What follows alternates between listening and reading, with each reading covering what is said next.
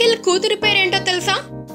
పెళ్లి లేదు పెళ్ళాం లేదు, అబ్బాయి పేరు అమితాబ్ బచ్చన్ అన్నట్టుంది యంగ్ హీరో నిఖిల్ వ్యవహారం. మనోడు ఇంకా పెళ్లి కాకుండానే తన కూతురికి పేరు పెట్టేశాడు. వినడానికి ఇది విచిత్రంగా అనిపిస్తున్నా నిజంగా ఇది నిజం. కేశవతో బ్లాక్ బస్టర్ హిట్ ఖాతాలో వేసుకున్న నిఖిల్ తనకు పుట్టబోయే బిడ్డకి అప్పుడే నామకరణం చేసేసి అందరినీ ఆశ్చర్యపరిచాడు.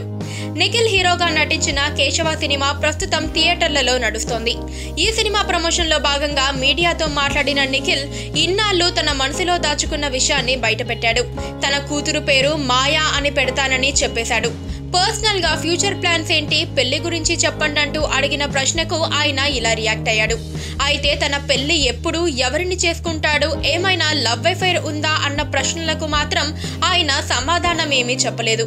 కానీ పెళ్లి తర్వాత మాత్రం తనకు ఆడపిల్ల పుట్టాలని కోరుకుంటున్నానని చెప్పాడు.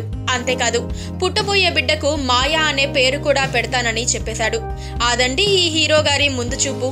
ఒకవేళ మనోడు అనుకున్నట్టుగా అమ్మాయి కాకుండా అబ్బాయి పుడితే అప్పుడేం చేస్తాడు?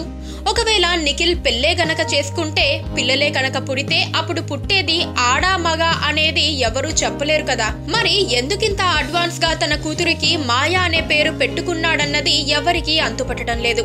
ఏదేమైనా నిఖిల్ కి అతడు కోరుకున్నట్టుగానే అమ్మాయి పుట్టాలని, మాయా అనే పేరు పెట్టాలని ఆశిద్దాం.